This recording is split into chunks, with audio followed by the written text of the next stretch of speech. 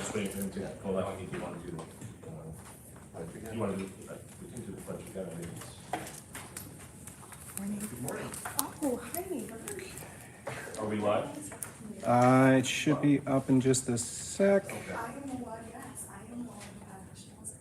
Oh, that's right. Congratulations. Welcome to Germany. That's 20 years younger than what? 20 years older than my last one. Oh, that's bad. There's that pickup for camp is on there. Young camper.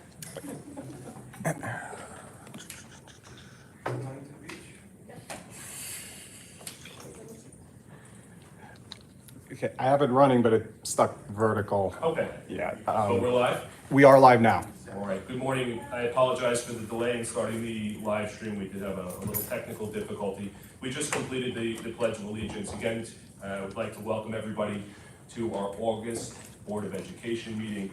I hope everybody's enjoying a happy, healthy, and safe summer. We are looking forward to welcoming everybody back at the end of the month. With that, we'll get right down to business. Move to the approval of minutes. Be it resolved that the Board of Education make any necessary corrections and move the approval of the minutes of the reorganization meeting dated July 1st, 2024, and the regular meeting dated July 1st, 2024. Do we have a motion? Second? Any discussion? All in favor? So carried, thank you. We will move to reports. Who put out? The absentee ballots. We already approved that, there was a mistake, when you approved it the last meeting. We had our second meeting. There were just some changes to it that he was making, and I actually wanted to make more, but not substantive changes, just grammatical structure changes, so I'll send it. Okay.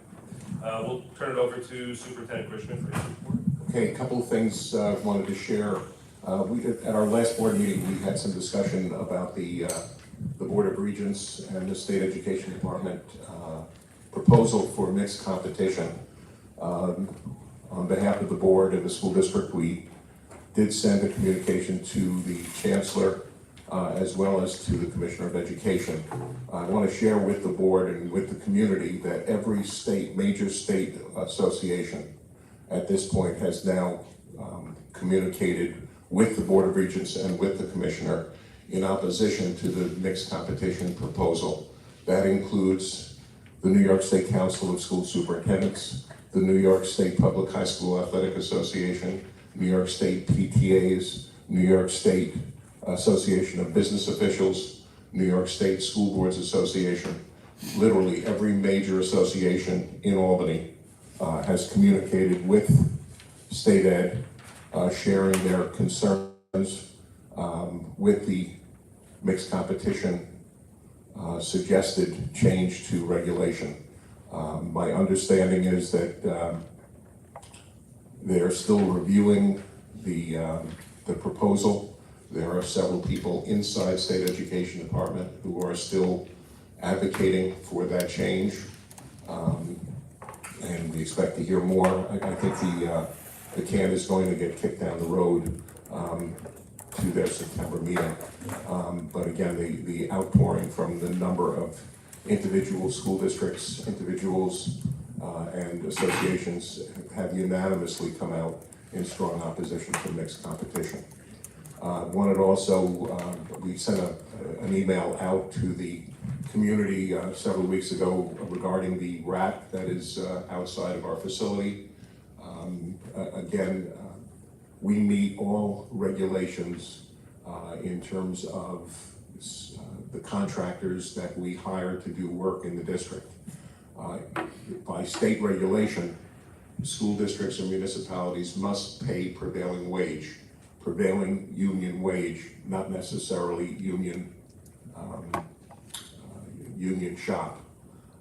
Every year when we do construction, again, historically, our major contractors have all been unionized, but several of the subcontractors that they hire to do work very often are not union shop, but do pay prevailing wage. Again, the work is supervised by our architect and by our construction management company and by Mike Hahn and his staff. We have absolutely no concern over the quality of the work and that the work is meeting all of the requirements.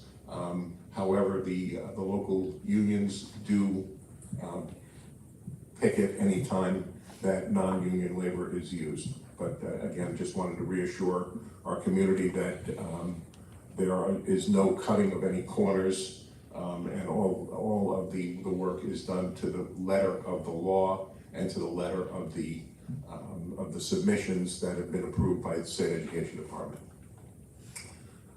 We had talked about inviting Altaris to the meeting this morning. We're gonna have them come to our September meeting. They're gonna be meeting with Dave Cohn to continue their transition discussions, and there will be in attendance at our September meeting. Other than that, Victor, do you want to do just a quick update on construction update, please? Sure, Hank, thanks. Several of the boys and girls bathrooms as well as faculty bathrooms throughout the district are being renovated this summer. There's probably 6 or 7 here in this building and a couple at each of the elementary schools as well. That project is ongoing, and we're confident will be complete by the time school opens, or substantially complete. The auditorium here, we're just doing some patching of some of the sheetrock as soon as you walk into the auditorium, as well as repainting the entire auditorium. That will certainly be complete before the beginning of school. The field house is also being completely painted over the next couple of weeks. The middle school over here on the outside, where the subfloor is, we've dug down, and they're in the process of abating, which came up during construction, unfortunately, abating the tar that was part of the original concrete foundation over there. So that unfortunately did take a couple of weeks. They're still in the process of completing that at this point. That one's going to be right down to the minute as far as being completely restored by the time school starts. They have to add some ventilation. They have to cut in holes in order to put temporary windows until the windows are fabricated. And if you noticed, as at the entrance by transportation, you see mounds of dirt over there. There's no particular project going on over there. It was the dirt from the excavation over here. They brought it over there. Much of it is going to come back once they grade this area, and the balance will just be regraded over there by transportation. But there's no specific work going on over there. Outside of our property, on the Water District property, as you can see, they're building one of those towers similar to the one near the Miller Ridge and Jackson and all that. So they're building a tower there. That's not our property, that's the Water District. We are in the process of doing all of the underground sensors, any pipe work that we discussed following the flooding. We're confident that will be done prior to the start of school as well, but they are adding sensors in areas such as the sub-basement where the flood took place, the boiler areas, anything where there is significant structural equipment for the district. Sensors will be going in district-wide. And any piping that they felt was weakened or potentially weakened, they will replace at that point. The sensors will immediately stop the main water main from coming into the building if the sensor were to turn on. So we're looking at that. Trying to think of anything else. Did I miss anything? The status of the visitor lot? Oh, the visitor lot right next door. Actually, on Monday, Stasi Brothers will be redoing that entire visitors lot. So you could see a lot of curbs cut up over there. That will be redone as well. And parking will take place in the front circle as well as the bus loop area. We did want to do the bus loop area as well. I think that's going to be postponed. Just looking at where we are in the process of the middle school renovation over there. I think that's it. What about are they redoing the canopies? Oh yeah, the canopies, they'll be, I would say, substantially complete by the opening of school. They have to fabricate the top part, that's the only piece, but we wouldn't have to close the front outside lobby area over here in order to do that, so I'm not concerned about that. But all of the steel will be erected, and confident that will be substantially complete by the time we open school as well. The main steel work entering the building has been Yes. reconstructed, so Yeah. you can see, again, much more It's lower. aesthetically pleasing than the original plan. So the front two are completed, the covering is not. And then the entrance to the administration building, again, as Victor said, we hope will be completed by the opening of school. And today, I don't know if you know this coming in, but the Renew brought in 25 to 30 cleaners because of the bathroom renovations and cutting up the floors, and all of the drilling that they did caused a lot of dust throughout the building, throughout Caniac. So they're bringing in a couple dozen, maybe even more cleaners today, tomorrow, to clean up all of the areas that are outside of the bathroom and nearby. And again, we have a long-standing relationship with Renew, and they have been extremely responsive over the years in working with us and doing whatever they needed to do to make sure that the opening of school that we were prepared. Also, just a brief comment. Yesterday was the last day of our middle school and high school summer programs. Again, as I'm sure the board remembers, those have been run for the last 3 years based upon our COVID funding from the federal government. Again, the summer program was reported as extremely successful.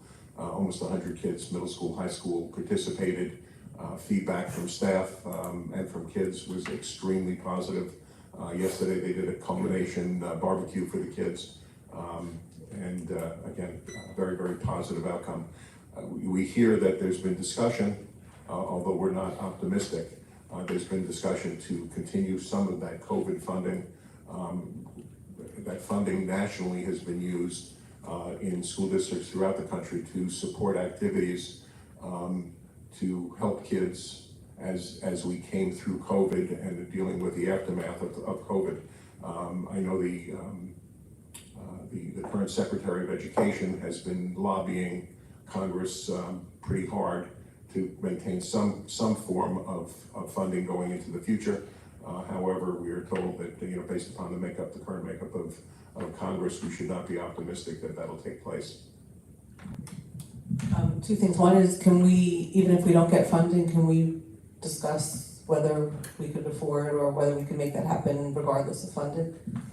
While we would love to maintain part of the program, any part of the program, as we look to this year's budget and as we look to future year budgets, our budgeting process has gotten, and it's in the process of getting tighter and tighter. We're dealing, and again, you've heard Victor say this many times, we're dealing with costs beyond our control that are driving our expenditures above and beyond and pushing on the 2%. Dealing with double-digit health insurance over the last couple of years, transportation contracts, teacher retirement system, employee retirement system. We're looking at millions of dollars of increased costs over the last couple of years. And as we look at, and as Victor deals with the coming 5 years, our budget looks tighter and tighter as we look to the future. Philosophically, we would love to continue to run some kind of program, but as we develop the budget, it's going to depend upon what our budget looks like, and again, our goal to maintain all the programs that we currently have in place. Thank you for those updates. I just have a couple of questions. So one, maybe after we're done with our public board meeting and executive work session, maybe the board can take a little tour just to see some construction stuff, wherever we don't need hard hats, wherever it's not dangerous, obviously. Yeah, I think there's a couple of bathrooms on this floor, across from the auditorium that we could take a look at. Not completely done, but you'll get an idea. Just to see what's going on. Sure. Jen, we probably could plan something literally like the week before school opens. Or that works. And this way you Sure. see, like, for example, the band room, which is going to be beautiful, is now it's all, there's no ceiling, no floor. Thank you for reminding me of the band room. Yeah. That's in the process of being renovated as well. Yeah, so that, as Hank said, it's still pretty gutted at this point. But we're confident that we'll be up and running for the opening of school as well. Okay, I guess we can make that happen later in the month. And I had a question regarding New York State banning realistic active shooter drills. Does this go into effect right away, and how does this affect the Jericho School District? Basically, to the extent that some school districts actually did quote unquote like blood and guts, we really never got there. The drills that we've run have not been realistic. They've been necessary and again age appropriate as recommended by Nassau County Police Department and Altaris. So I see no major impact to how we've done our drills and how we'll do our drills in the future.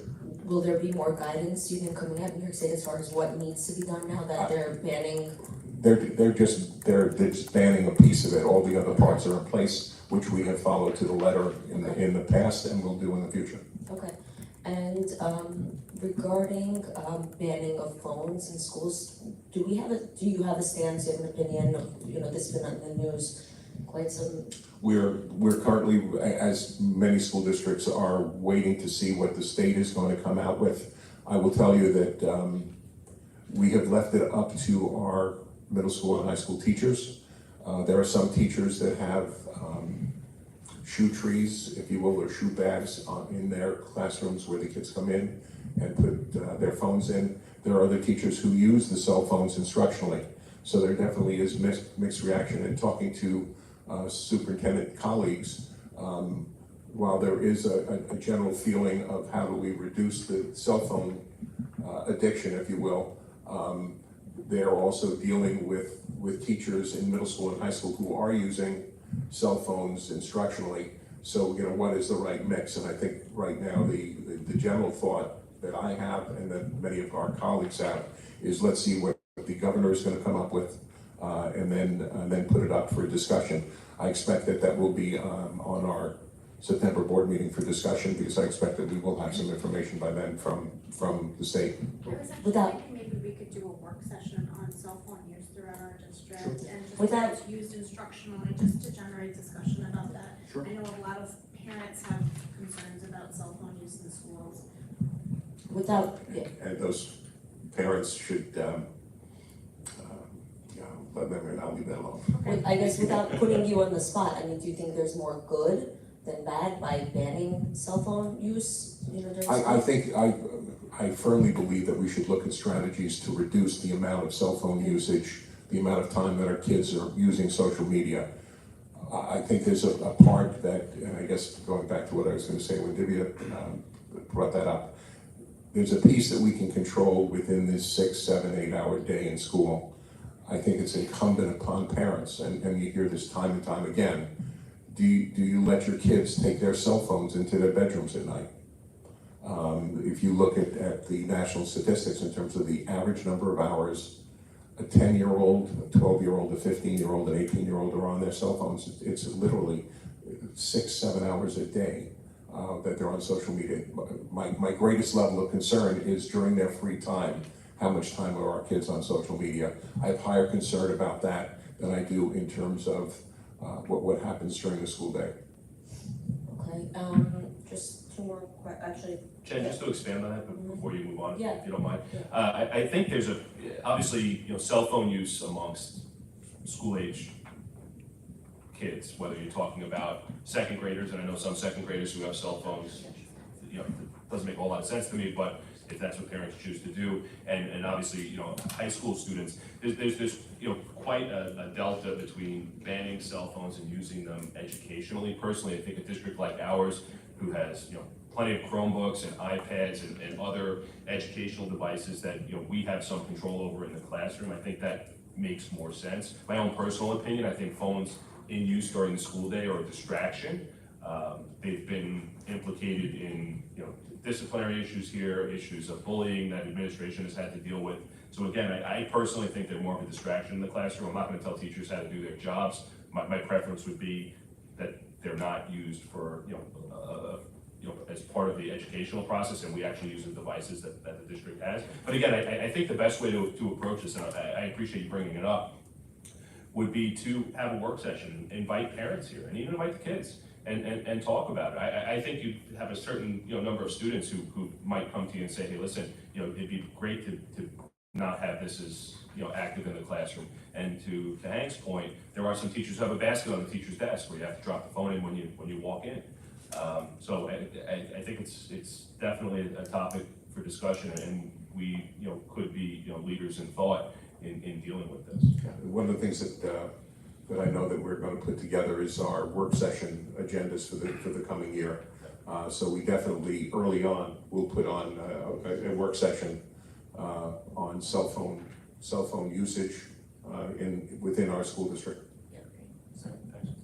yeah, so I just that was gonna be my next point is, hopefully, we can draw out a nice, organized schedule for the rest of the year for work sessions. I think there's gonna be a lot to cover, and I think, a lot of them are really important, and we look forward to going over, important discussion topics such as cell phone use and such as AI again, whatever it is, so different things that are gonna come up, hopefully we can iron that out, very shortly. And then my other question is gonna be, do we have, a policy, or I guess, what is the New York State law on parents opting out of surveys and different types of surveys, obviously, that might be given to students throughout the year? To my knowledge, there's no state position Okay, on that form of opt-out. okay, so I guess do we have to notify parents of any kind of survey going out? We survey kids on a pretty regular basis. Right. I think they're just kind of embodied in both middle school and high school activities. So is a student allowed to decline taking a survey? I don't think that's ever, to my knowledge, I don't believe that's ever been an issue. I'm not saying it has, I'm just saying, are they allowed, if for some reason they don't feel like taking the survey? So, I mean, for example, if you remember when our student council rep reported on survey results over the last 2 or 3 years, she would report to us 42% of the high school kids responded to the survey. No, but that's a student sending out a survey, but I'm talking about like when it comes from administration or from school, I feel like there's a difference. So that the question is, if it's in class, are students allowed to say, I decline to answer the survey? I think historically kids have not filled out surveys that have been given out. Okay, so it's not an issue, and I don't see it as an issue. I've not heard of it as an issue. Mr. Emanuel, how much is, oh, sorry, I didn't know that you were going, did I? No, finish up. Can you just tell us where we are with like class size not class numbers in the elementary schools, and whether we're close to breaking?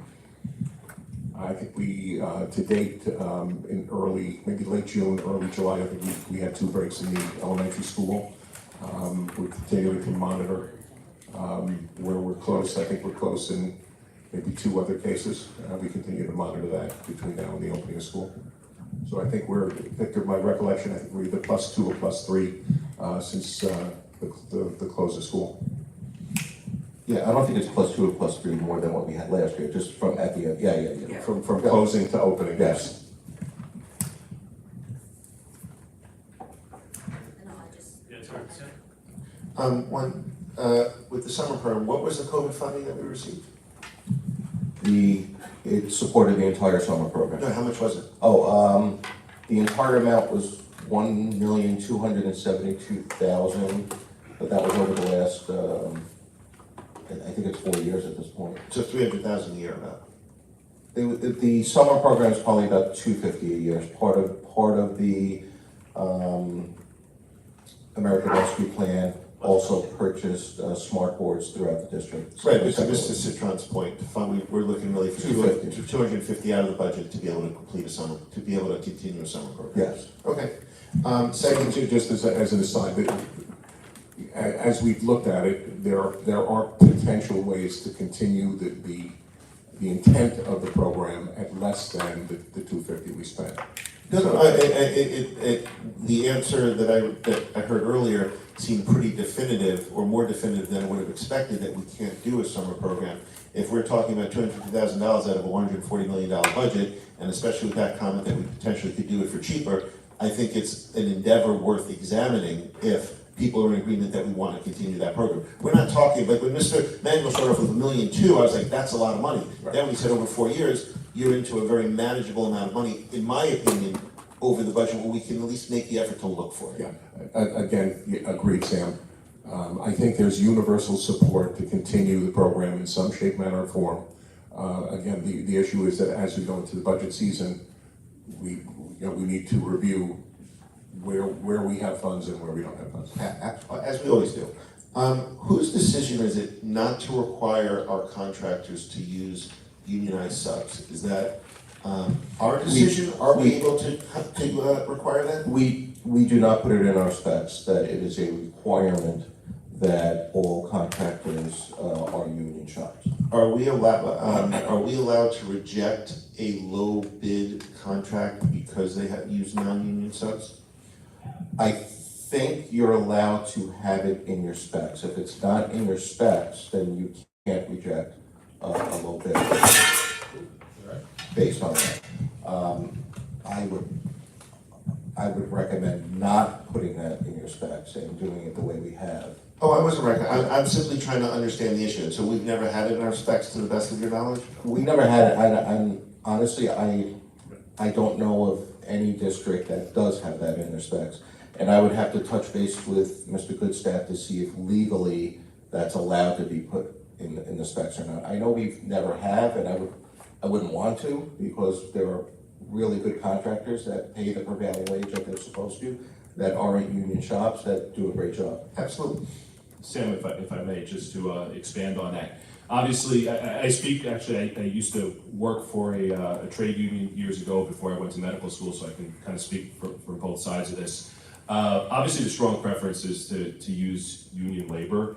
To Mr. Grishman's point earlier, obviously, any subcontractor or contractor we may use that is not union, we do insist that they pay upon prevailing wage and adhere to all safety protocols and OSHA regulations, which goes without saying, particularly when we're doing asbestos abatement and that type of work.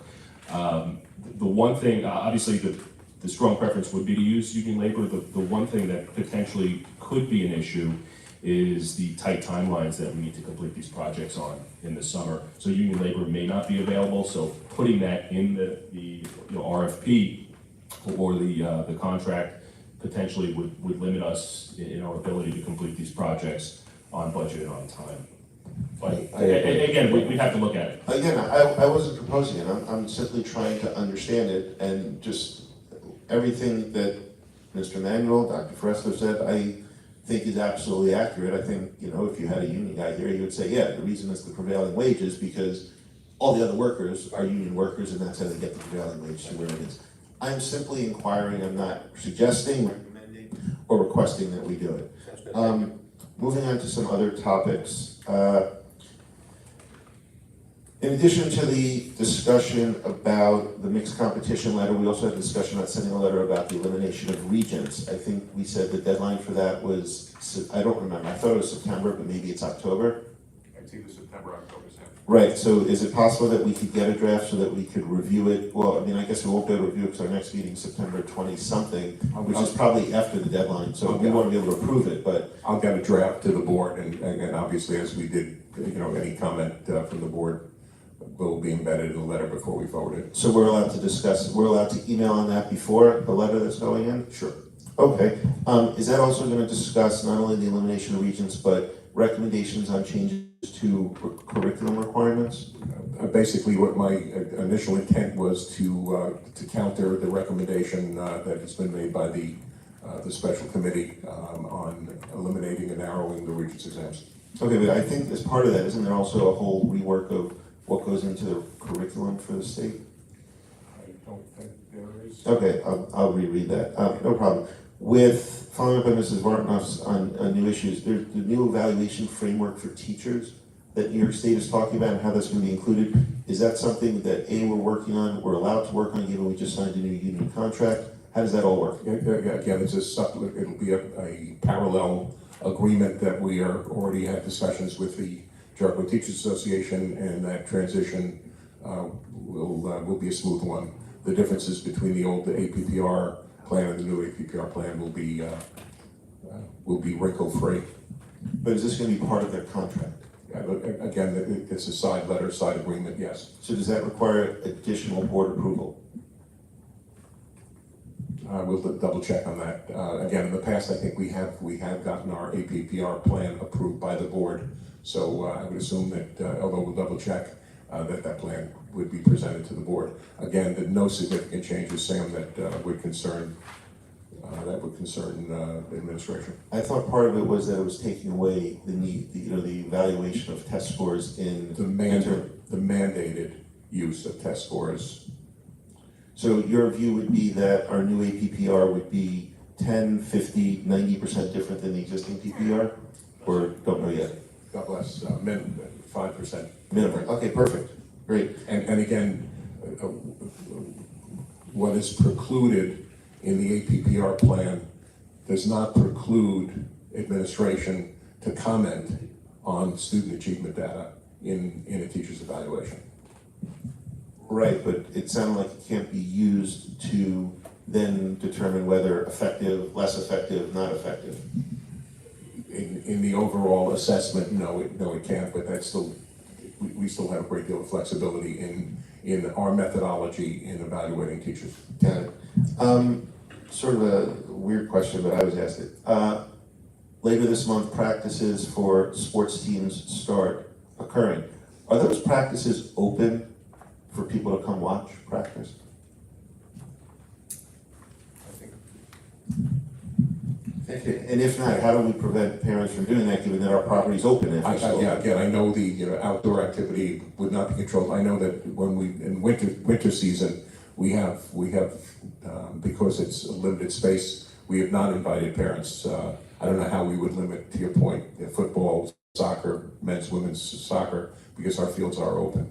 But I know that during winter sports, basketball, for example, we do not invite parents into. But clearly any interference by parents in those practices, whether providing instruction, yelling at players, yelling at coaches, providing even feedback to players or coaches about what is going on in real time, would be something that we would discourage, or we would More than discourage. we would then Not permit. take action to Yes. prevent. But to the best of your knowledge, if a parent wants to come and watch, opening day practice or any practice of a soccer team, a baseball team, a football team, a lacrosse team, that should be available. As long as, to your point, as long as it's at a distance. Non-disruptive. And non-disruptive. I'll tell you, I just came back from the state athletic association meeting, and while mixed competition was a major topic, the second major topic was the impact that spectators are having on sports officials, and how the state association and local associations need to step up their control of spectators and student athletes in their conduct. Well, could we then make that part of an effort to increase our communication to parents and students about that behavior, as well as increase our diligent monitoring of what goes on at these sporting events and practices, and to make sure that this is not something that becomes a major issue at the school as it has at other schools where they have had incidents. Yes, we can, and I will compliment John Nikowich, who over the years has done an excellent job in working with our supervisors. Again, if you go to a Jericho event versus many other school district events, the number of supervisors that we have a sufficient number of supervisors. They're well-trained, and under John's leadership, I think we've done a good job in dealing with parents and coaches dealing with our kids in terms of behavior.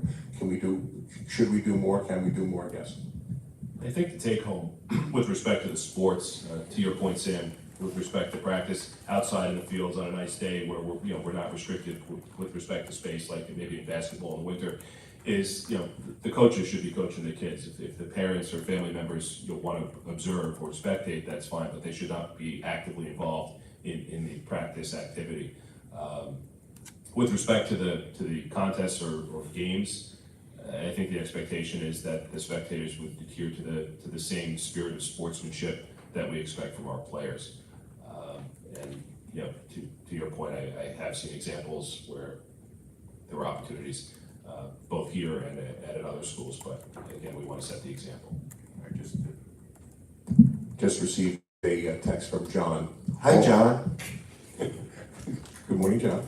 All practices are closed to parents. We work with security to see that parents are not on the grounds. We kindly ask them to leave grounds. We don't allow parents to be at any practices.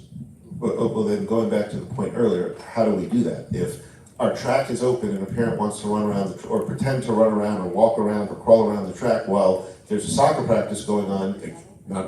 Our fields are not open while kids are on the fields. I thought after 5 o'clock, we always said that our properties were open after school hours. Our properties are open after school hours, however, when a team is practicing, the facility is closed.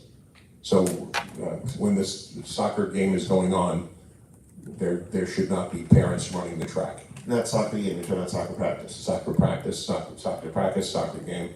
Okay, I mean, just given that in the last 30 seconds or 15 seconds, the answer just changed, I think we need to probably have a little bit more discussion about if what we're doing is legal and how you go about doing that, because there are parents walking around our property constantly, and there could be a soccer game going on while there's a football practice going on or vice versa, and so the parents have a legitimate reason to be there, and instead of looking at the game that they're watching, they're turned around and watching something else. And again, I'm not trying to put too fine a point on it, but this is what's going to go on. Like, there are always parents that are going to be on our fields. So to say, oh, you're walking too slowly past our soccer field watching practice while you're walking to your softball game is just not reality. So John, who has managed that for the last 15 years, we don't allow parents to be at any practices. It's in our handbook, which all kids and parents see. They can't be on grounds until after practices are over. But again, they can be on grounds for games. And again, I'm not saying that closing practices is the wrong answer. I'm simply trying to understand how you enforce that fairly and equitably. I will leave that to John. John is at this point saying that has not been a problem, that people understand that practices are closed to parents. Okay. Moving along, you just mentioned the handbook, as we talked about last month with the code of conduct. So that people know, the code of conduct as contained on our website and in our handbook is actually the complete code of conduct. There is not some greater code of conduct, even though it refers to one, but that administration now is in the process of updating that code of conduct, hopefully in ways that they think. And now, this wasn't an intended part of the question, but when you talk about it's in our handbook, is that where the spectator sports stuff would be in the code of conduct, or is it in some other section? In the sports handbook. Sports handbook. Okay, so not in the student handbook. And again, as Dave Cohen, I think, sent an email to us, he's currently working with administration, high school administration, middle school administration, and before the opening of school, that will all be coordinated and distributed. Okay. And then finally, the EV chargers, are those being put in, or they're not being put in yet, or? I think they're complete at this point. Okay, so that construction project's done, except for, I apologize, except for where transportation is, because we had to cut the Wi-Fi line while we were doing this middle school piece, which affected transportation. Other than that, once that is up and running, it's already installed, they just have to connect it at that point. So have we put forward a policy, a charging policy, charging in terms of money, in terms of time on the charger, who gets to use it, when they get to use it, how it gets, have we put together that sort of user rules yet? The only thing as far as money goes, which I enforced, was that they'll be charged what we're charged. So we're not gonna build a cushion, but have we We're said who gets to use it, when they get to use it, how long you get to have your car on it, how soon after you're charged you have to move, things like that? I mean, how are we preventing, and when do those charges become available for use? Are they currently available, or is it going to be when school starts, when teachers return? As I said, except for the one at transportation, they are all up and running at this point. As far as all of the other things you mentioned, I'm not sure. Who's in charge? Who's in charge of what? Coming up with those rules. Well, I know there's signs posted that it's an, electric vehicle parking spot only. We will, administration will meet with MyCon and we will put together a usage policy. But as of now, the usage is open to anyone, including non-school people. And as of right now, they're up and running. We have not yet put in place the rules and regulations around using them, other than there will be no cost no additional cost to the school district. Okay. I think that might be difficult to enforce, too. I agree, I think we do need a policy. I mean, common courtesy dictates if you do have an electric vehicle and you're parked in an electric vehicle spot, and I see this around town, I personally don't drive an electric vehicle, you're supposed to be in that spot to the extent that you're charging your vehicle and move your vehicle once you're done to avail somebody else the opportunity to charge their vehicle. But to your point, we should establish some protocol that exists on the district property with respect to these charging. That is the plan.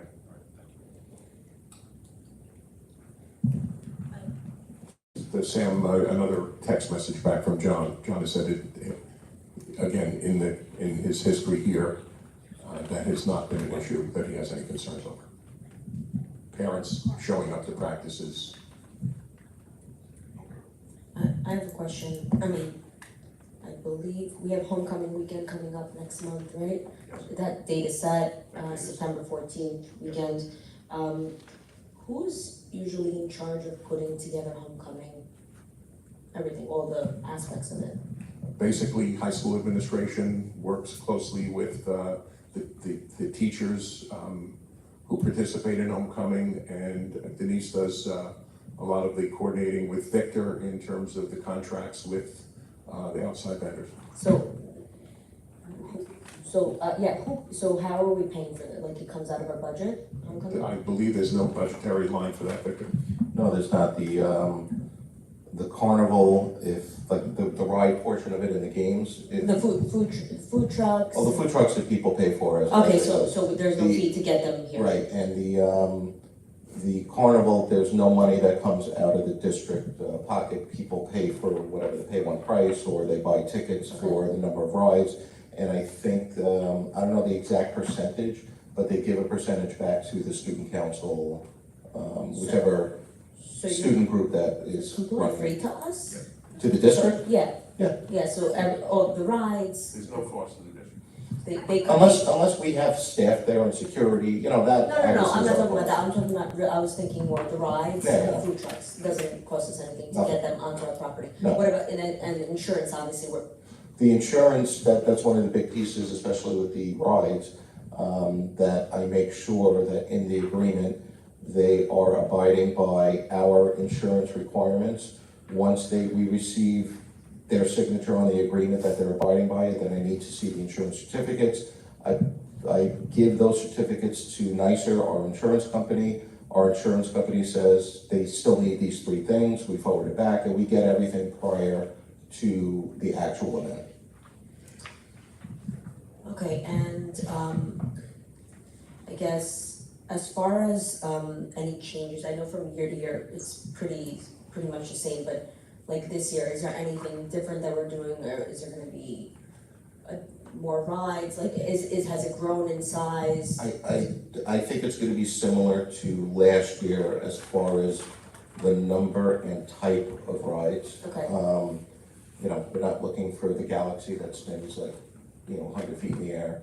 We're looking for, low risk type of rides, on our property, but I think it'll be similar to last year. Okay. And as far as the food trucks, like, I guess Denise, or who's in charge of choosing, which food trucks come onto the property? The planning group invites food trucks. Who's the planning group? High school Okay, administration, so Denise. it's just, Yeah, I think PTA is involved a little bit okay, with the high school PTA. got it. got thrown out 2 years ago. What? I thought took it away from PTA and gave it to the district 2 years ago. I'm just talking about the food trucks. I don't know, I thought they had a little involvement with the food Oh, trucks. okay, I didn't know, I probably. I know Dr. Cohn's on here, do we have an update on, Mr. Cohn's on here, do we have an update on resident recertification as we enter the final weeks before the opening of school? I don't have percentages with me, but there's still several outstanding cases that we're following up on. The principals are following up on one-on-one. And those students will not be receiving schedules That's unless that is completed, which That's means they will not be coming to school. That is Okay, correct. Perfect. Anything else? Oh, no. So we'll move on to opportunity for public to be heard. Please note, if you would like to make a comment or ask a question, please tell us your name and affiliation if you are representing a specific group. If you would like your statement to be included in our board minutes, you must hand in a written copy of your remarks to our district clerk, Victor Manuel, immediately before speaking. As always, public discussion on matters relating to staff and students at which their reputation, privacy, or right to due process, or those of others could in some way be violated, is prohibited. Mr. Chuck. Can I just say one thing about the officials? And I'm an official in Nassau County, and I'm on the board of a local officials association. Would you like to come up? No, I think they can hear me. They took the So mic away. I can give you Mike's mine, right there. just so, anybody who's, logged in, live stream. home, need your wisdom. I'm sure they do. Add your shirt to see you. You can buy these, I can tell you that. Good. At my house. So, prior to a game, I have a little routine. And most of us officials know, within about 30 seconds when we approach the field, of who potential suspects might be during the game. It's not a difficult task. But with respect to practices, I've had some of these discussions over the past number of years, and my feeling is that, and this is my opinion, the athletic field is a classroom. It doesn't have full walls, but it's a classroom. And there are generally 4 or 5 people in charge of that classroom. There are generally coaches and there are officials. And the only thing that separates the literal chemistry classroom or the English classroom from the athletic field are bleachers. I don't think parents would come to the chemistry class, or I don't think they would come to an auditorium during a concert and stand up and yell at their kids to play louder. Play louder. And if we just maintain the notion that the fields are a classroom, we shouldn't have any problems with spectators. Thank you. But From your mouth, Ira. But unfortunately, or fortunately, that's just a culture in sports. And I'm not talking about, I thought you were gonna talk about the abuse of officials or the abuse of opposing players or even negative comments directed towards your own teams, coaches or players. But in terms of parents during games, and I was really focused on practice because I didn't really go to games, standing up and saying, run faster, go wide, go left, go right. I mean, I don't think we've ever made an effort to eliminate that and make this a completely quiet, thing, but it sounds like that's what you're suggesting. No, again, Sam, basically at our home games, are, again, with few exceptions over the last 20 years, there are parents that have been on our hit list, 1 or 2 or 3, but over the years, our parents are appropriate. Again, the state issue and the Section 8 issue pertains to some school districts where the fans have been unruly is an understatement. Again, this question was based on practice. I did not look to talk about games. Thank you. Anyone else? Good morning. Microphone's on. How are you, Mr. Beck? Good morning. Well, just speak. Might be easier for you if you sit on the hold. Okay.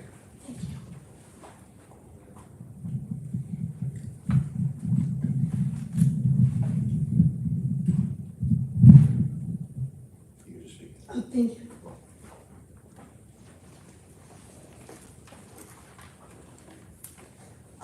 Good morning, Jericho Board of Education members. We would have preferred to discuss this privately with the district, but they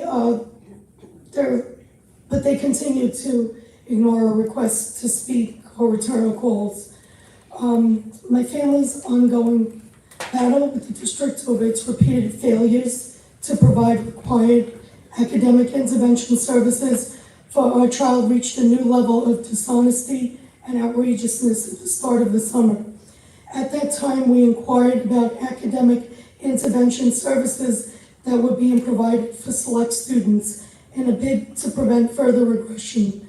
We were informed that our child would not qualify for such services despite being eligible, and instead was assured in writing multiple times that our child could enroll in the summer program with academic support and instruction to a small group of students.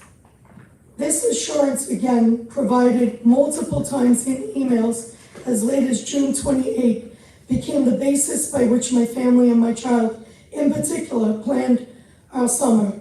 However, astoundingly, despite these solemn assurances that my child would be receiving summer academic instruction and support, these promises proved to be nothing more than outright misinformation, as there was no math instruction whatsoever or support. Instead, my son was provided with inane instruction on how to make a marshmallow or macaroni tower, how to walk a therapy dog and watch it defecate, and to debate whether a hot dog is a sandwich, among other things. Furthermore, as a final indignation, some instruction was provided by a high school senior, all part of a federal grant provided to the district to prevent further COVID-related educational regression. Quite honestly, I would prefer to be making this up, but sadly, the picture I painted is irrefutably correct. There was no academic instruction or support at all, and the summer program director confirmed this. Once again, the district blatantly lied on the record to concerned parents, the Board of Education, and local and federal community leaders who all reached out on our child's behalf. When we last brought up such ineptitude to the board at a public meeting about a month ago, our concerns were met with silence. The question now looms large. Will the board sit by idly and offer no help to this Jericho student who has conclusive and irrefutable proof of a broken promise, or will the board seek to hold these offenders accountable for the dereliction of duty at long last? No student should have to go through this in a district that purports to be #1 in the world. Thank you for your time. Mrs. Bankson, thank you for taking the time to address us. As you know, we're not in a position to discuss the individual circumstances regarding you or your child within Jericho. I will tell you that it is as a board, goal and mission to provide every service that we possibly can for every child in this district, including yours. I'd be happy to discuss this further with you. We've had some conversations. I look forward to continuing those, but again, we're committed to doing everything we can for your family. Thank you. Thank you. Actually, I'll take that. Yeah, that's fine. Okay, anything else? Do we have any electronic communications? No. No, we do not. Okay, would anybody else care to speak? All right, thank you. Moving on, we don't have any unfinished business. New business, 2024-25 amount to be raised in property taxes, school purposes, recommended motion. Whereas since the voters of the Jericho Union Free School District have adopted the 2024-25 budget of $139,846,284, be it resolved that the amount to be raised in property taxes will be $115,460,399. Be it further resolved that all board members sign the attached Town of Oyster Bay and North Hempstead tax warrant on behalf of the Jericho Union Free School District with the associated attachments. Do we have a motion? Motion. Jen, second. Joe, discussion. All in favor? Do you have something to say? You said Mrs. Citron, I thought she had a question. Oh, no, she seconded the motion. Oh, Go ahead, Sam, please. Mr. Manuel, how come the library number, which we oversee, is not included in this? It's only for the academic portion. The library number is included on what you're going to sign, and the library number was also included in there on the resolution back in March or April. Right, but how come it's not included in this resolution where we're actually approving a tax levy that $5 million is included in what our residents are going to be charged? The $5 million was already approved back in March. That was the number that. But so was the 139. No, they also included their tax levy at that point. Oh, so we didn't include our tax levy, we just Correct. included our budget. Got it, understood. I know the 23-24 numbers are not completed yet. Is that expected before, or when is that expected to be done? It won't be complete until the audit is complete, fully complete. What I can say is that the number I provided in my response to the board, Yes. while numbers will be different, whether it's revenues and expenditures, I don't see that 5.8 million changing in any material way. Got it. The $24 million delta, I guess, between the tax levy and the budget, the 115 versus 139. Certainty on that 24 million in revenue is approximately what? A chunk of that 24 million, if you recall during the budget presentations, 5.4 million of that is appropriated fund balance. What appropriated fund balance is any prior year surpluses that you bring forward to reduce the tax levy for the following year. That 5.4 million, while it's part of the revenue, isn't real revenue coming in because it's based on surplus from prior years. Additionally, there's about 700,000 that would come out of the ERS reserve. So that money we have and will come out of the reserve, but again, that's not a actual revenue such as state aid or something that we're getting from the outside. Also with the TRS, I think it's a couple $100,000 that we take out of the reserve. So that 5.4 million plus the 700,000 plus the 1 or 200,000 is close to 6.5 million that's coming out of appropriated fund balance and reserves. That we have the money, but again, it's not a real revenue source, if that makes sense. No, absolutely. So Okay. I'm trying to say, how much, remind me how much state aid is. And so we have Balance- 17.5 million delta now, which is now state aid. Yeah, so it's about 9.7 million, and I'm confident that we will receive that. That's the biggest portion. Yeah, and so some of that's gonna be interest on our cash balances as you. Yeah, I told the board about. budgeted probably about 1.1 million. This year, we received obviously more since the interest rates spiked so quickly. But I do anticipate rate cuts to come in throughout the 24-25 school year, as the Fed suggested. There's pilot programs, There's tuitions that we bill out, there's pilot programs, there's the LIPA pilot, there are the other pilot programs, those are in the millions as well, probably about 4 million total in pilots.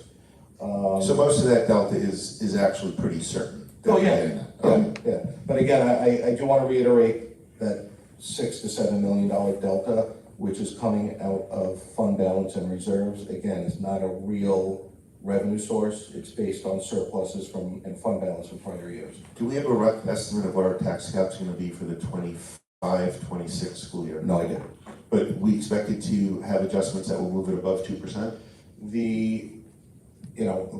We're guessing that the CPI will be 2%. I'm assuming it will be at least 2%. Of course, yeah, I assume that too, but we have. Based on that assumption, it'll likely be above 2%. It won't be above 3%. Okay. And that would be my guess at this point. And then agreeing with what you and the superintendent said about tougher budgets, I think you explained that to us on a number of things. I think it's important that despite, wanting to add programs, we remain vigilant about this. And I think over the coming year, I'm hoping that we have some detailed conversations about budget development so that whether it's, because look, a lot of our budget is fixed by union contracts, and it's, 75% of our, 80% of our, so we don't have the largest number to play with, and just to look at it, and whether it's a headcount number, whether it's a property number, whether anything it is, we just have to make sure that there's a dialogue that goes on. Yeah. To make sure that number stays. I think we have a healthy dialogue from January through March, and again, the conversation that we had earlier is good insight for me that, okay, I understand the board and administration wants to do something as far as the summer program, as far as continuing it in some fashion, even though it's not gonna be funded by the American Rescue Plan anymore. That helps me to know that as I move forward with budget development. And like you said, a lot of it is fixed. A lot of it is, okay, how many sections are we gonna have? At the elementary, it's a lot easier. You just divide the kids by the number of sections, and it's easy. Up here, it's a little more difficult. We have to wait for some scheduling and just do some,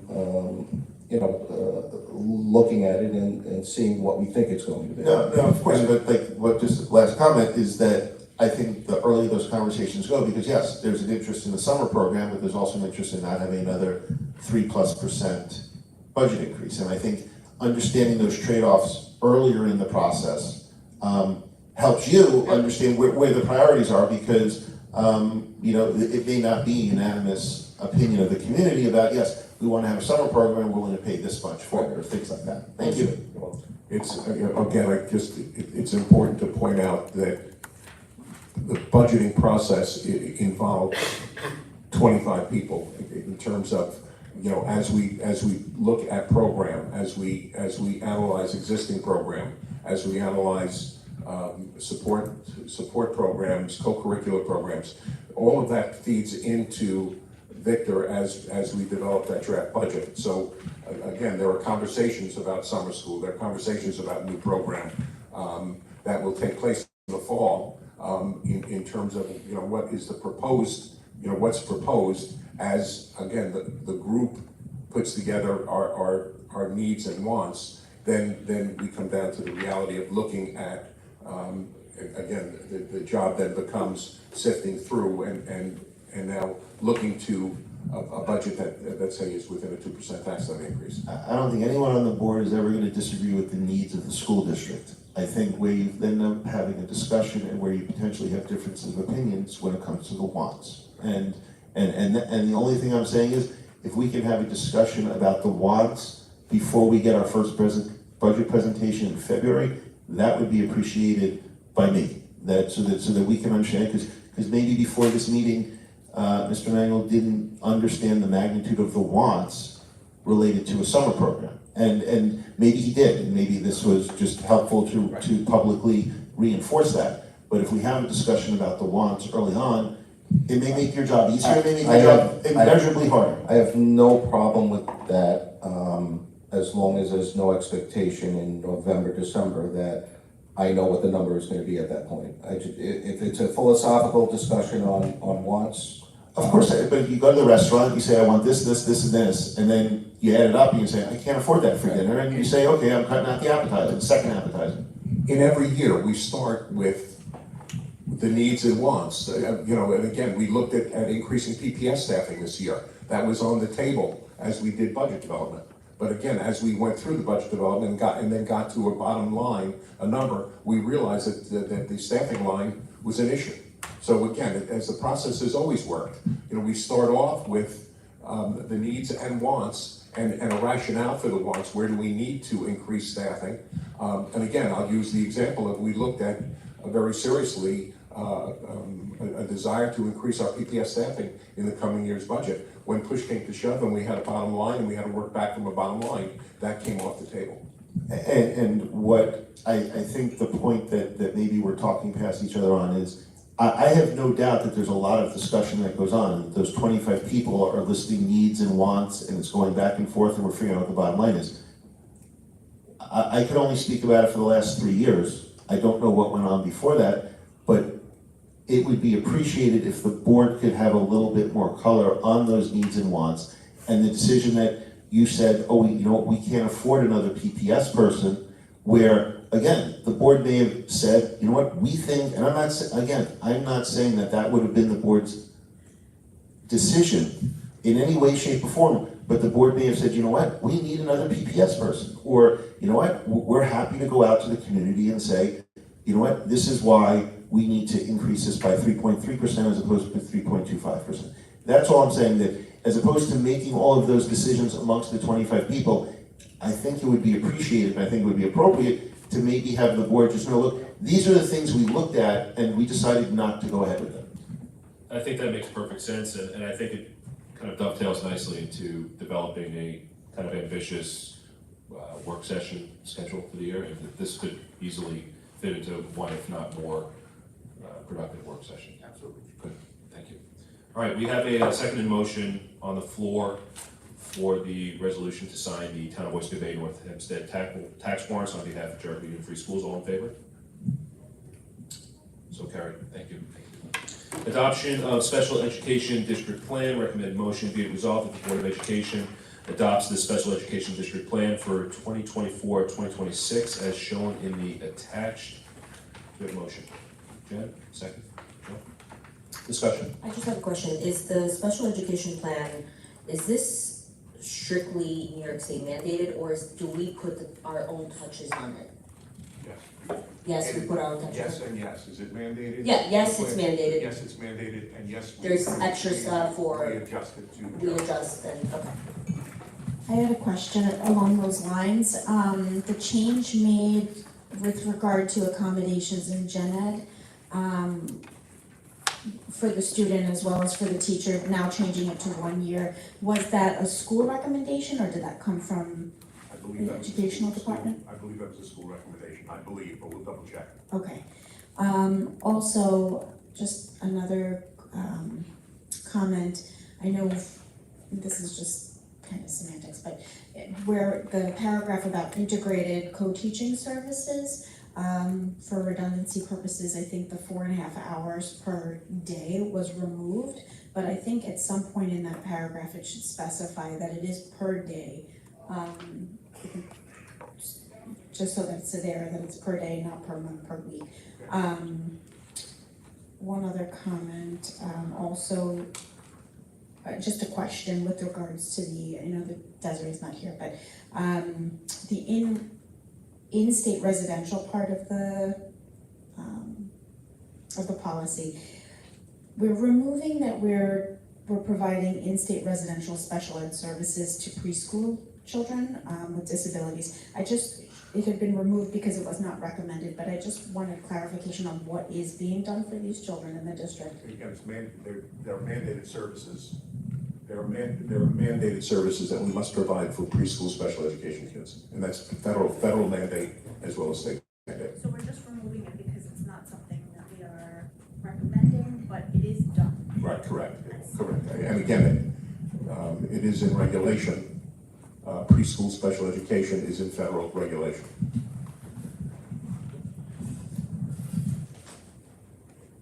And then just a question on why audiological evaluation was removed from the independent IEE allowances. We'll have to ask that. Okay, thanks. Thank you. All in favor for adoption of the special education district plan? So carried, thank you.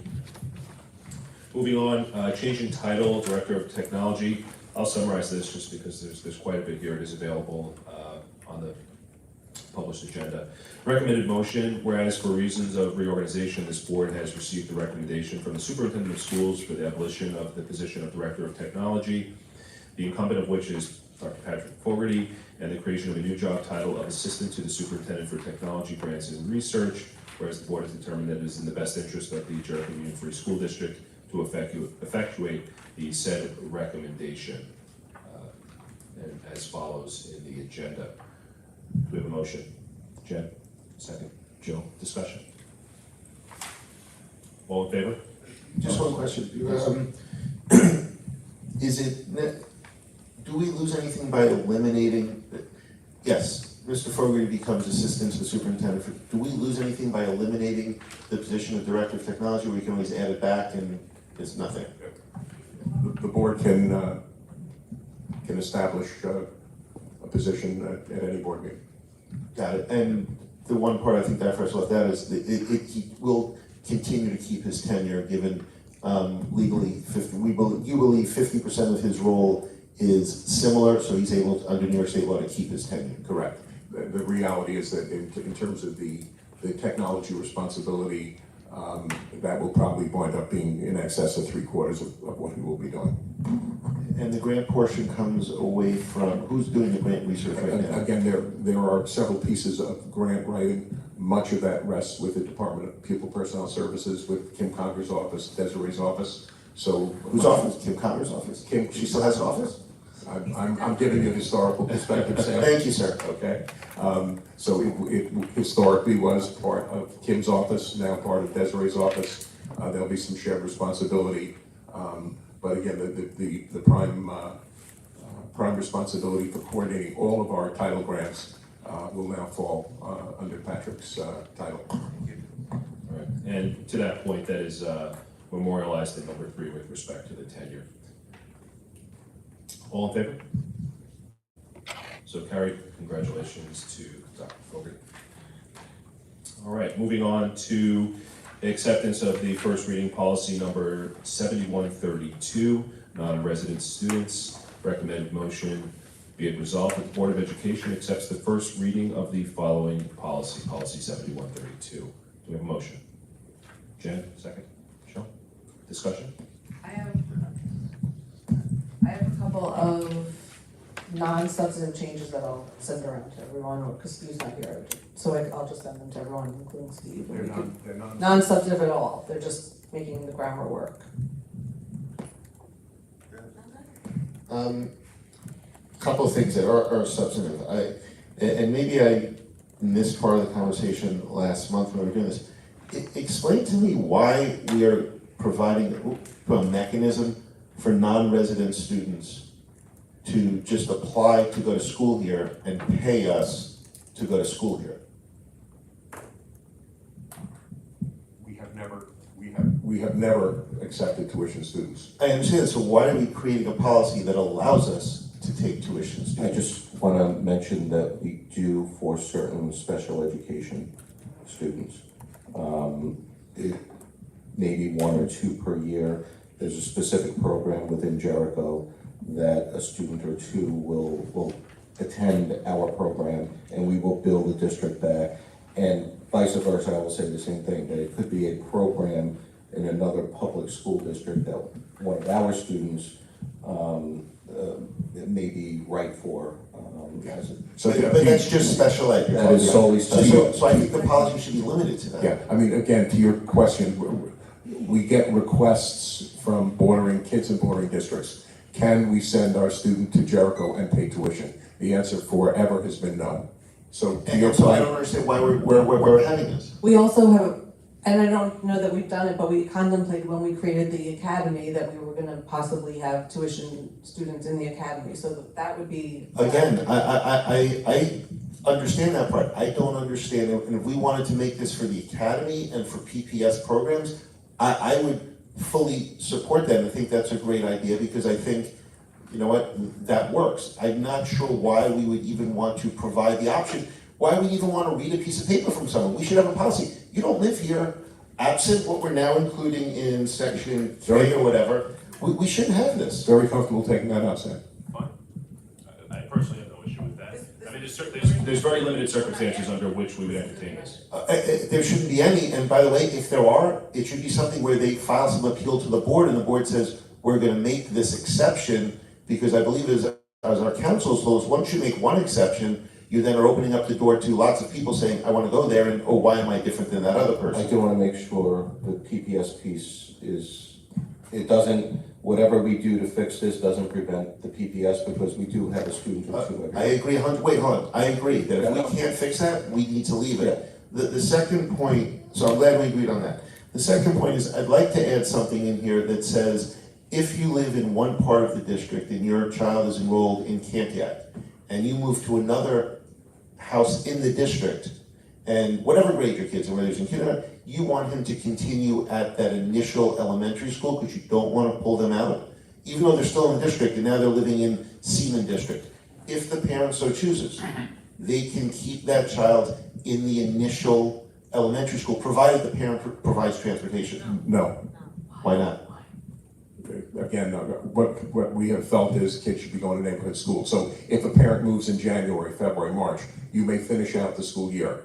Next year, with the exception of going into 5th grade, next year your kid will be enrolled in the school where you live. Not remembering the specifics, and I'd have to go back and research it. I believe on a one-off situation, we have done that for children, where we've allowed them to continue in their initial elementary school. The only exception to that would be special ed, if they're a particular program. Special ed and a kid going into 5th grade, we've let them finish 5th grade. Otherwise, to my recollection, we have always said no, Sam.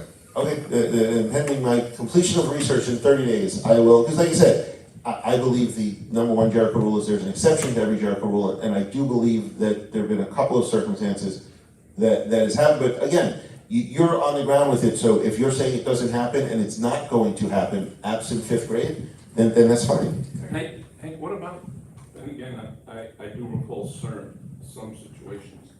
What about where there's siblings, one's going into the 5th grade and one's going into the 3rd grade? I don't recall if that was one of the exact. There was an instance like that, I mean, there was one that I was thinking about, that was the case, they wanted the kids. I recall there being some instances, most of them were 5th graders, but I don't recall, there may have been a sibling. Again, I think general rule has been pretty consistent, Sam. My recollection is it's consistent, but there's a possibility that. But that's my problem, like, I don't think we should have general rules that aren't absolute rules, that's the, again, setting aside Mr. Manuel's concern about PPS, I remove that entirely. Forever, we've had kids come into our skills classes from out of the district, tuition kids. What is the number right now for someone who is out of district and we find them to be out of district? What is the number that we're charging? There is the New York State non-resident tuition, broken down into K-6 or 712 for general ed, K-6, 712 for special education. So the couple that I'm familiar with is the special education, and we're not billing the parents, we're billing the other district because they are placing that student in our program. We have an agreement with them that they have to pay. Do you know that number offhand? For special education, it's north of 100,000. And general ed, I don't, So we don't allow that, so that hasn't been. right, so, but there is a New York State schedule for that? There is a New York State, it's based on your expenses. I see. All right, so it's a big number. The special ed is certainly a big number, the general ed is significantly less. And I don't recall billing anyone because we don't allow it. Because we don't permit that. Okay, fine. Sam, did you have anything else? Yes, so I just wanted to clarify, so we're gonna be taking out, and again, I guess we can't have a first reading because it would be, we have to table because we have to get an answer from Mr. Goodstadt on whether or not we can carve out, or how we carve out PPS. But for so that the next draft looks right. We're getting rid of C, we're getting rid of D. Once students become a non-resident. You got this, Victor? I'm trying to. Good. Can you watch the video? Isn't he watching from home? C and D come out. E, like this is one that I think has to come out also because all it's saying is if you're a student here and you move out of the district, you can continue coming here. And I don't think that should be something that is generally automatic.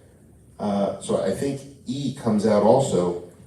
If we do that and we limit this to only PPS, then I will speak for myself.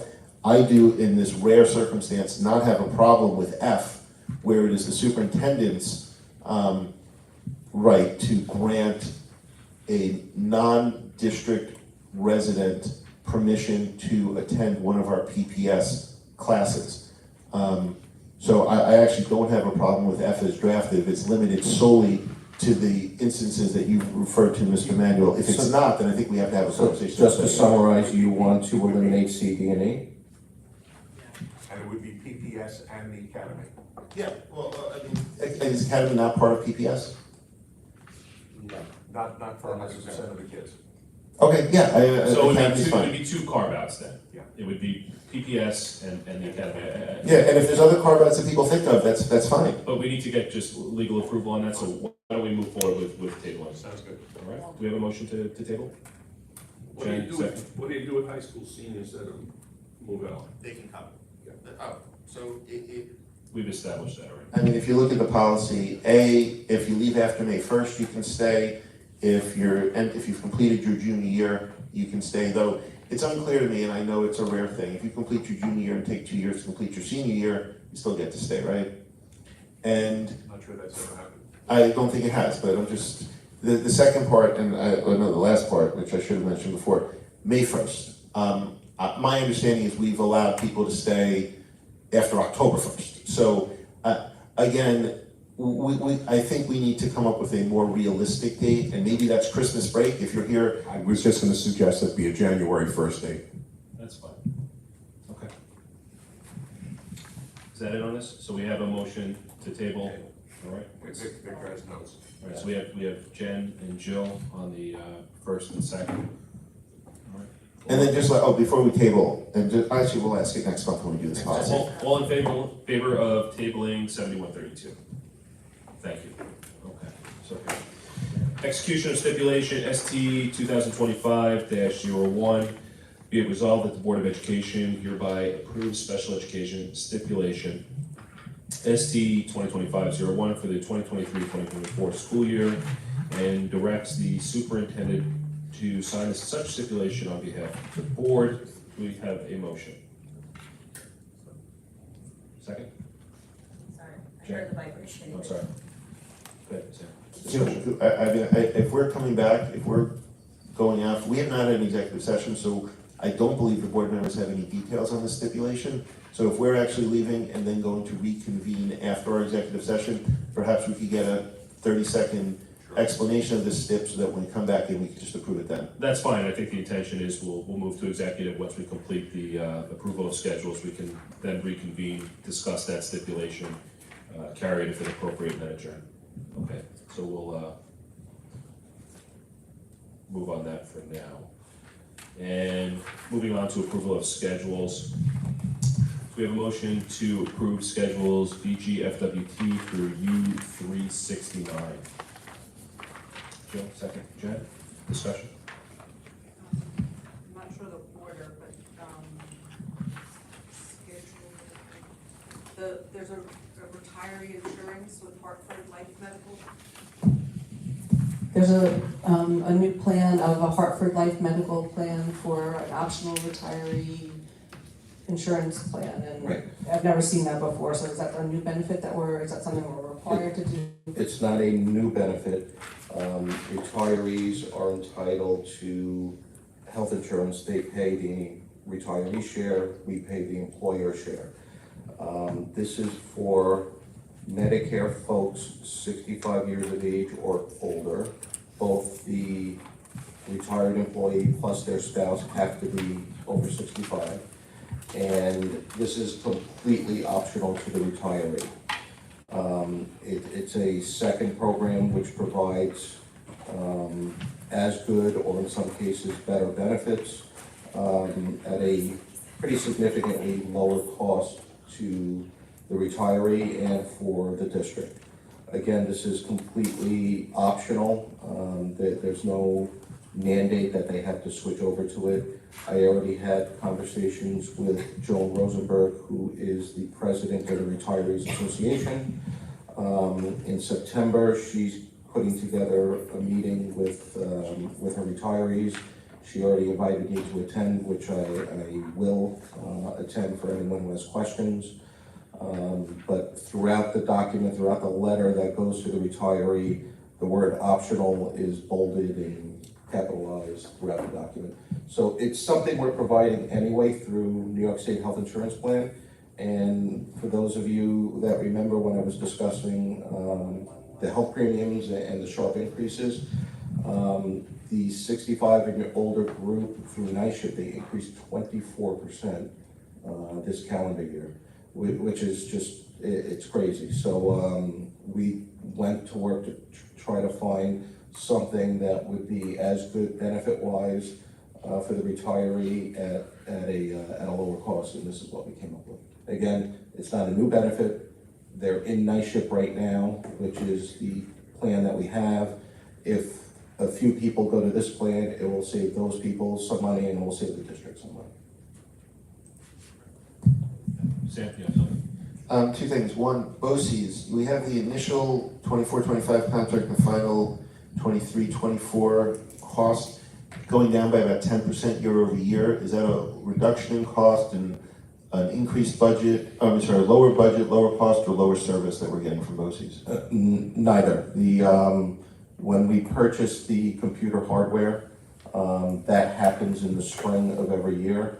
It never goes on the initial LOI for whatever reason. The BOCES LOI is not built that way. So how much was, It was about 400,000. so basically flat, BOCES is flat year over year, absent that hardware? Correct. We're not changing any services of significance. The only thing that you'll see swing again is technology, but also the special ed piece. It all depends. If you have 7 kids versus 10 kids at a BOCES program, that'll be a difference of $400,000. Great, and as we were talking about the Hartford retiree plan, a teacher teaches here for X number of years, they retire, they then participate or have the option to participate in the Jericho retiree insurance plan, correct? For basically the rest of their life. Which is the same plan as an active employee, except they pay significantly more as a retiree. Correct.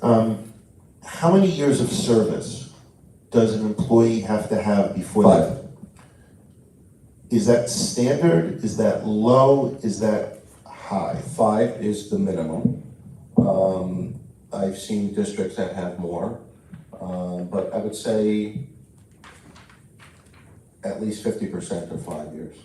How many, when you say more, are there districts that have 15, 20 years, or is it really? I haven't heard 15, 20. I've heard 5, 7, 10. And is this something that would have been part of the contract that was just negotiated, or is this something that's open for discussion at any time? The 5 years is not in the contract because that is based on NYSHIP, their rules. It has to be a minimum of 5 years. The only time it would be different is if you're extending it to be more than 5 years. So if you look at our current contracts, it's going to be silent to that, I believe, because it's at the minimum already. So whose decision is that, and how, again, I am not recommending it, I am not suggesting it, I am not saying it's the right or wrong thing to do. I'm simply asking, whose decision is it to increase that from 5 to 10? What would be the process? It would be, if it's a union contract, it would have to be negotiated to increase it at that point, because again, you're going by the minimum, which is 5 years. I would say historically in this district, especially when you look at the teachers, no one's retiring with less than 5 years. They're retiring at 30 years within the district. They're here for pretty much their entire careers. Right, so 98% of our teachers wouldn't care if you moved them from 5, or they shouldn't care. Of course they'll care, let me. They will care. And again, I'm not suggesting it, I'm not recommending it, I'm simply trying to understand the issue. It was brought to my attention that there are districts that have longer than, I didn't know how long we had, but I knew that there are districts that don't have the minimum. Correct, and it's been in place for, like, as long as I can remember, Sam, and I think, again, it would be being that it's a change in working condition, I think it would be an item that would be mandated for, But it's not changing working condition, it's changing post-working condition. again, I would ask the legal question, my guess is that it would require bargaining. Okay, no, but like I said, I'm not looking to it, I was just trying to understand it since we were talking about retiree insurance. Thank you. You're welcome. All right. Do we have all in favor for the schedules? Okay, I would ask that, let's get a motion on the schedules first. We have a motion, we just need to. You need a second? All right, I would ask on schedule 14516, 145. that number 5 on that schedule, 145. correct? Page 6, 4, 5. Yep.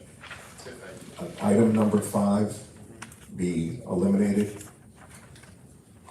from appointment, and Now, the elementary learning center. no, I'm talking about, Middle school coaching. no, on page, 14516. on 14516 GIA, Yep. on page 2, number 5. Well, it's on our page 6. Okay, I'm looking at the actual schedule It's on itself. page 6, number. Okay, That's a public document, if you just say what name here. the name is Spinelli. That be eliminated, and on the same motion, we ask Alexis to stand up and take a welcome from us. We are thrilled that Alexis is going to be joining us as a research teacher in the high school. Welcome. She comes with incredible recommendations for a science research superstar, and we are thrilled to welcome her to our science research team. Welcome, and you will be appointed momentarily. So is she gonna be working with Mrs. Walsh, or? She's going to be working with Miss Libertini. Libertini. Yes. Got it, okay. All right, welcome. So why don't we strike the previous motion, we'll request a new motion on this since we did that modification, just for completeness sake. So we have a motion on the modified schedule. Jill and Sam on the second. All in favor? So carried. All right, congratulations and welcome. All right, at this time, I would request that we move to executive session. Do we have a motion? Jen, second. Jill, all in favor? All right, we're gonna move to executive session. Thank you for joining us. We will reconvene at the end of executive session. If anybody would care to join. And again, the reconvening will be for the purpose, the board is going into executive session to interview 4 candidates for 2 administrative positions. We would come out of executive session probably in about an hour and a half. And the purpose of that would be then to appoint the administrators so that they could give appropriate notice and begin in the Jericho School District as soon as possible. So on or about 11:30. And approve that. And the stipulation. And we have to approve, we have to make a motion to discuss it. Thank you. Turn it off.